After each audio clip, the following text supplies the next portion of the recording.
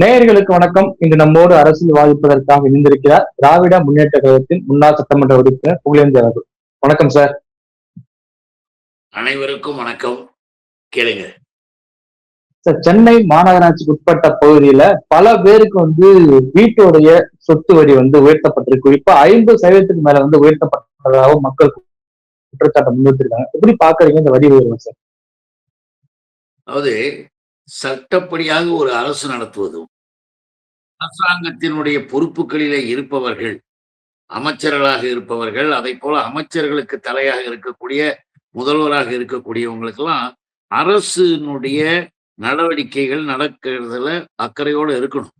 சட்டப்படி எல்லாம் இருக்கணும். அதை விட்டுட்டு முதலமைச்சருக்கு இன்னும் கூட அரசை பற்றியோ நடைமுறை பற்றியோ எந்த நிலையும் இல்லாம அவர் எங்க இருக்காருன்னே தெரியாத மாதிரி அவர் போய்கிட்டு இருப்பார். ஆனால் இன்றைக்கு கார்பரேஷன்ல நல்லா தெரிஞ்சுக்கிங்க, சட்டப்படியாக கார்பரேஷன்ல மேயர் இருக்காங்க, துணை மேயர், இன்னும் கவுன்சிலர்ஸ் இருக்காங்க. தேர்ந்தெடுக்கப்பட்ட ஒரு அமைப்பு. அங்க துணை மேயர் கூட சொன்னார், அவங்களுக்கே தெரியல. அது எப்படி ஒரு அரசு ஒரு மாநகராட்சியினுடைய நிர்வாகத்துக்கே சொல்லாம அவங்க அறிவிக்கிறாங்க. அவங்க பாட்டுக்கும் 50%, 100%, 300, 400, 500% அறிவிச்சிருக்காங்க. ஒரே குவார்டர்ஸ்ல ஒரே நிலையில இருக்கிற பில்டிங்லயே ஒரு வீட்டுக்கு 100% அதிகமா போட்டிருக்காங்க. ஒண்ணுமே புரியல யாருக்குமே. இது என்ன நடக்குது? இது ஒரு அரசாங்கம் நடக்குதா இல்லையா? ஏன் முதல்ல என்ன பண்ணணும்? நீங்க கார்பரேஷன்ல அவங்களுக்கு தெரிவிக்கணும். கார்பரேஷன்ல தெரிவிச்சுட்டு அவங்க மூலியமாக அங்கிருந்து நடவடிக்கைகள் எடுக்கிறது கரெக்டா இது வரைக்கும் உலகத்துல நடந்தது. இப்ப என்ன இப்படிப்பட்ட அதிசயமான காரியங்கள், தேவையில்லாத வேலைகள், இது யார் செய்யறது? அதுதான் நம்முடைய கேள்வி. இப்போ நீங்க பாட்டுக்கும் போறீங்க, அங்க மக்கள் என்ன பேட்டி கொடுக்குறாங்க? ஒரு நோட்டீஸ் இல்ல, எங்களுக்கு ஒரு அனௌன்ஸ்மெண்ட் இல்ல, ஒரு அறிவிப்பு இல்ல, ஒரு தகவல் இல்ல.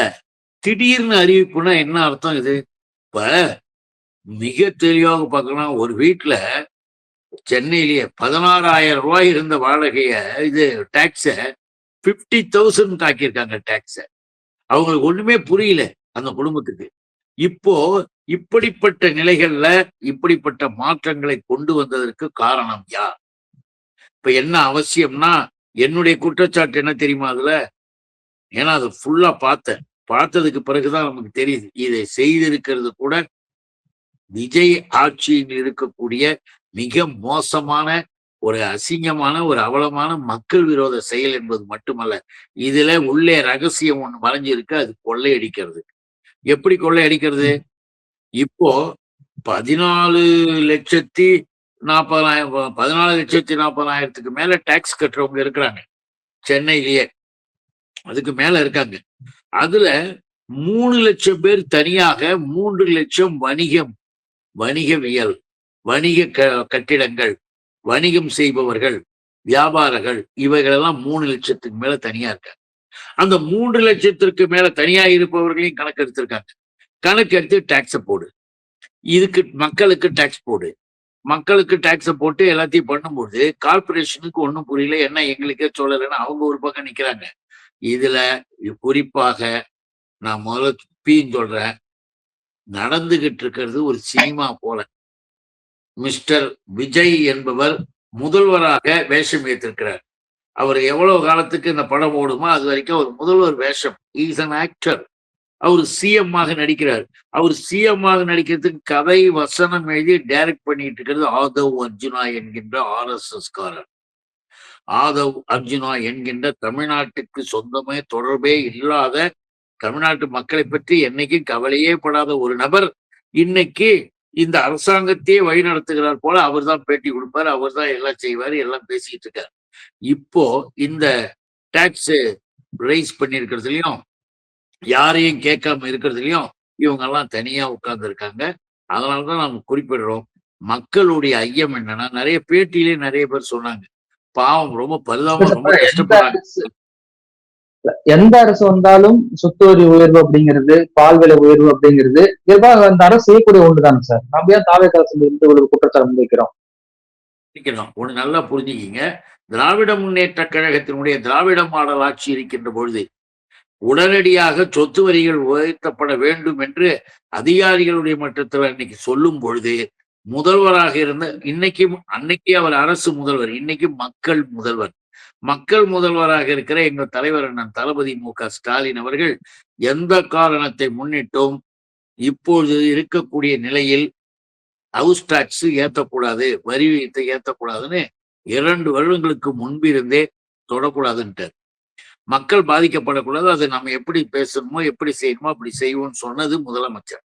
ஆக எல்லா அரசும் செஞ்சிரும் அப்படின்றது கிடையாது. செய்ய வேண்டிய நிலையில் எப்படி சட்டப்படியாக செய்யணும்லாம் இருக்கு. இவர்களுக்கு அந்த வேலையெல்லாம் ஒண்ணுமே எதுவும் தெரியாது, எதையும் பேசல. அதனால கண்ணா பின்னான்னு சொல்லிட்டு இப்ப ஏத்தி வச்சுட்டு அதனுடைய விளைவாக இந்த வணிகவியல் நான் சொன்னேன்னா அந்த வணிகத்துறையில் இருக்கிறவங்களுக்கு எல்லாம் தனியா பேசுறதுக்கு கமிட்டி. அந்த கமிட்டி என்ன பண்ண போகுது? உனக்கு 10 லட்சமா, உனக்கு 20 லட்சமா, உனக்கு 5 லட்சமா, உனக்கு 6 லட்சமான்னு பேரம் பேச போகுது. அப்படி ஒரு வேலையை விஜய் அரசு இங்கே செய்திருக்கிறது. அதனாலதான் சொல்றோம், நடுத்தர ஏழை எளிய குடும்பத்து மக்கள் வாசித்து கொண்டு இன்னைக்கும் தினசரி தன்னுடைய கடமையாக சென்னை பட்டணத்தில் உழைத்து கொண்டிருக்கிற மக்கள் அத்துணை பேருக்கும் சிரமம், அத்துணை பேருக்கும் கடினம், கஷ்டத்தை கொடுத்துருக்குறாங்க.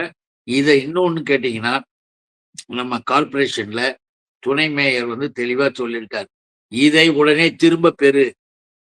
நாங்கள் கார்பரேஷன் சார்பாக வன்மையா கண்டிக்கிறோம். இது வரைக்கும் நடந்ததே இல்லாதது.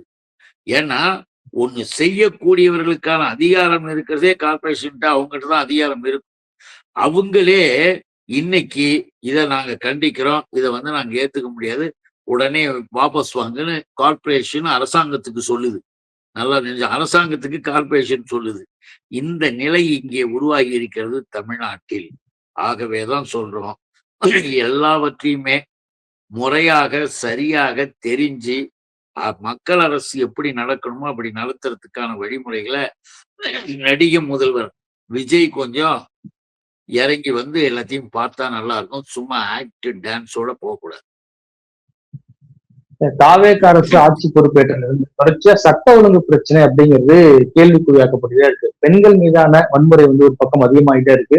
குறிப்பா கோயம்புத்தூர்ல இந்த போதைப் பொருள் விற்பனை பற்றி தகவல் கொடுத்த ஒரு கல்லூரி மாணவன் அடித்து கொலை செய்யப்பட்டிருக்காரு. இந்த கோவையிலேயே 10 நாட்கள் 3 கொலைகள் நடந்திருக்கு. இப்ப சட்ட ஒழுங்கு பிரச்சனைய தாவேக சரியா கையாள தெரியலையா, அனுபவம் இல்லையா சார்? அனுபவம் இல்லை, கையாள தெரியவில்லை என்றதெல்லாம் எடுத்துட்டால் போடுங்க. எப்பொழுது ஒருவர் அதிகாரத்திற்கு வராங்களோ, யாராக இருந்தாலும் சரி, அதிகாரத்திற்கு வந்து விட்டதற்கு பிறகு அந்த கடமையை செய்யணும். அந்த கடமையை செய்யாம நான் பாட்டுக்கு எதை வேடிக்கை பார்த்துக்கிட்டு உட்காந்துருந்தோம்னா, நீ அதை விட பேசாம ராஜினாமா பண்ணிட்டு போய் சேரலாம். எதுக்கு உனக்கு இந்த பொறுப்பு, எதுக்கு இந்த அதிகாரம்? இப்ப அமுதன் எப்படி இருந்தாரு? அமுதனுக்காக எல்லாரும் கஷ்டப்படுறோம், எல்லாருமே இன்னைக்கு வருத்தப்படுறாங்க, எல்லா பத்திரிகையிலும் எழுதுறாங்க. எதுக்காக? அரசு இதுக்கு பொறுப்பேற்கணும்னு சொல்றோம். ஏதோ ஒரு கொலை நடந்துருச்சு, அந்த கொலையாளியை போய் பிடிச்சி உடனே உள்ள போடுங்கன்றது வேற. ஆனால் இந்த நிலையில் அரசு ஒரு தனியார் கல்லூரி, இன்ஜினியரிங் கல்லூரி மாணவர் தானே, 3rd இயர் படிக்கிற பையன் தானே, மாணவர் தான். 3rd இயர் படிக்கக்கூடிய அந்த மாணவர் என்ன பண்றாரு? விசாரணைக்காக காவல்துறை கூப்பிடுது, ஒரு வழக்கு சம்பந்தமாக போறார். போயிட்டு இங்கே டாஸ்மாக் போல போதைப் பொருட்கள் கடத்தல் இங்க யார் யார் செய்யறாங்க, போதை இதெல்லாம் யாராவது விசாரிக்கும் போது இவர் சில பேரை சொல்றார். யாரு? மிஸ்டர் அமுதன். அவர் காவல்துறையில சொல்றார். அவங்க எல்லாம் கேட்ட உடனே இவங்க எங்க மூலியமா வருது, இங்க எங்க வருது, அங்க எங்க போகுதுன்றது நானும் பார்த்து எங்களுக்கும் தெரிஞ்சு நாங்கெல்லாம் கண்டிச்சோம், ஆனா எங்களை கேட்கல அப்படின்லாம் அவர் அங்க சொல்றார். சொல்லிட்டு வந்துடுறார். வந்ததற்கு பிறகு அவர்கள் மீது உடனடியாக ரகசிய விசாரணை வைத்து நடவடிக்கை எடுக்க வேண்டிய காவல்துறை என்ன பண்ணுது தெரியுமா? சம்பந்தப்பட்டவங்களையே அழைத்து அவங்ககிட்டயே பேசும்போது, உங்களை பத்தி எங்களுக்கு தெரியும், அமுதன் சொல்லிட்டாப்புலன்ட்டு. அமுதன் என்ற வார்த்தையை காவல்துறையின் மூலமாக பெற்ற ஒரு கூட்டம் கடுமையான கோபத்தோடு ஆகி கல்லூரியிலேயே அவர்களோடு இருந்த மாணவர்களிலேயே கொஞ்சம் பேர் எல்லாம் சேர்ந்து 20 பேருக்கு மேல அவர் அடிக்கிறாங்க. அடிச்சு கொலை பண்ணுறாங்க, செத்து போயிடுறாங்க. ஆக இதுக்கு யார் பொறுப்பேற்கணும்? அரசு. காவல்துறையில இப்படிலாம் செய்யறதுக்கு என்ன ஆகணும்? நல்லா இருந்த காவல்துறை ஏன் இப்படி பண்றீங்க? காவல்துறை அதிகாரிகளாக நிறைய நல்ல வேலைகளை செய்யக்கூடிய அதிகாரிகள் எவ்வளவு பேர் இருக்காங்க. ஆனால் இன்னைக்கு இந்த அரசாங்கம் வந்ததற்கு பிறகு தொடர்ந்து வரக்கூடிய குற்றச்சாட்டுக்கள் எல்லாமே என்னவென்றால், இப்படி தவறுதலாக, முறையற்று, குறைபாடுகின்ற விதமாக, பிறருக்கு தேவையில்லாததை எடுத்து சொல்கின்ற விதமாகலாம் பேசி சொல்லி கற்பனை இல்லாத அளவிற்கு யூகங்களால் மிகப்பெரிய கலவரங்கள் உருவாகுது, சண்டை சச்சரவு வருது. அதனாலதான் நாம சொல்றோம், இந்த ஆட்சியில் முறையான நடவடிக்கை இல்லை. பாலியல் வன்கொடுமைகள் மிக அதிகமாக போவதற்கெல்லாம் என்ன காரணம் தெரியுமா? போதை. ஏன்னா ஆட்சி மாறியதற்கு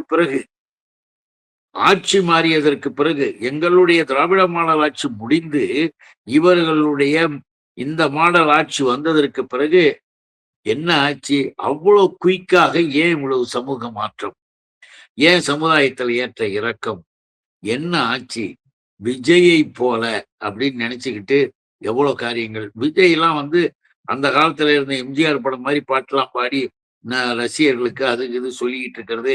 அதே மாதிரி பழைய படங்கள்ல முத்தமிழறிஞர் கலைஞர்லாம் சமூக உண்மைகளை எழுதி அதை பார்க்கிறவங்க படிக்கிறவங்க எல்லாம் கொள்கைவாதியாக லட்சியவாதிகளாக வந்த அந்த காலங்கள்லாம் போய் எவ்வளவு தண்ணி அடிக்கலாம், எப்படி டான்ஸ் ஆடலாம், எப்படி கூத்தாடலாம், எப்படி தப்பு பண்ணலாம் போலான்றதுக்கெல்லாம் சினிமாவில் ஒரு காரிய கருத்து மாதிரி சினிமாவில் வெளியே நடிச்சு காட்டி அவரை பின்பற்றவனுங்க அதே எண்ணத்தோட வரக்கூடிய அளவுக்கு பாவம்.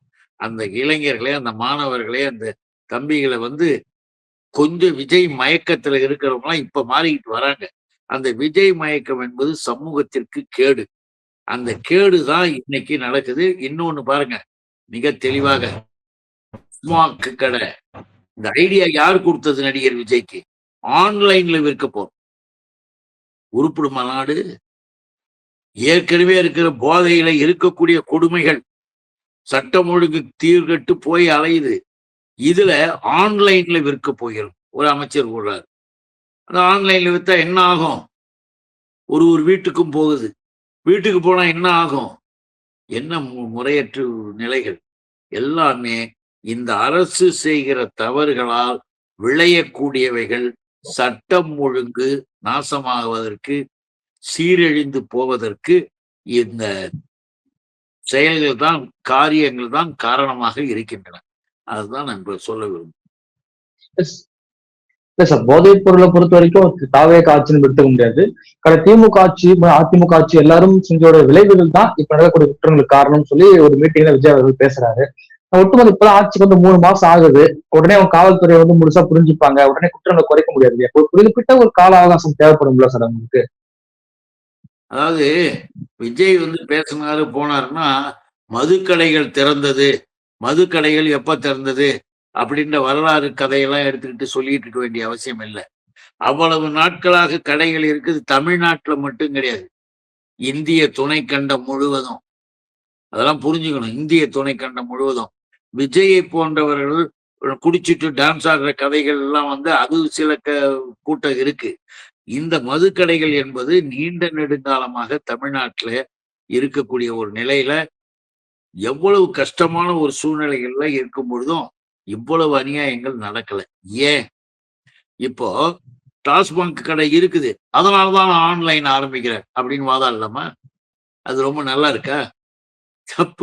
தப்பு செய்யறதுக்கு நம்ம நீங்க அப்ப திறந்துட்டீங்க இப்ப திறந்துட்டீங்க அப்படின்றது இல்லை. இந்த நாட்டுல இந்திய துணைக்கண்டத்துல அதிலும் குறிப்பாக பாசிச பாஜக என்கின்ற மிக மோசமான ஒரு அமைப்பு என்னைக்கு டெல்லியில போய் உக்காந்துதோ, அதாவது டெல்லி மீன்ஸ் என்னைக்கு யூனியன் கவர்மெண்டாக உட்கார்ந்து நாடு முழுக்க எல்லா வகையிலையும் கேடு விளையக்கூடிய அளவுக்கு காரியங்கள் நடக்கின்றன.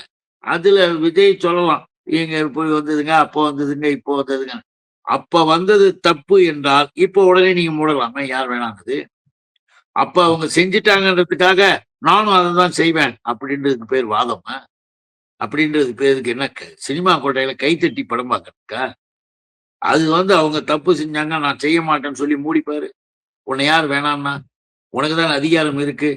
ஆக மூட முடியலன்றது உனக்கு தெரியுது. ஆக சட்டப்படியாக காவல்துறையை மிக தெளிவாக நீ முறையாக செய்ய வேண்டும் என்றால் நல்ல அதிகாரிகள்லாம் இருக்காங்க. எல்லாரையும் வச்சு என்னைக்காவது ஒரு முதலமைச்சர்ன்ற இதுல ஒரு பொறுப்புல இருந்துகிட்டு காவல்துறை அதிகாரிகள் கூட்டத்தை நடத்திருக்கியா? என்னைக்காவது இந்த தமிழ்நாட்டுல இருக்கிறவங்களை பத்தி எதையாவது பேசியிருக்கியா? ஒண்ணுமே கிடையாது. பார்க்கவே முடியாது. முதலமைச்சர் பேசவே மாட்டார், பேட்டியே தர மாட்டார். எங்க முதலமைச்சர் அப்படித்தான் இருப்பார். இது ஒரு பெருமையா? நீ எப்படி இருக்கணும்? மக்களால் இவ்வளவு வாக்குகள் வாங்கியிருக்கேன்னா மக்களுக்கான பணியாற்ற வேண்டிய ஆளாக நீங்க இருந்தீங்கன்னா நாங்க வரவேற்கிறோம். அதுக்காக தான் சொல்றோம்.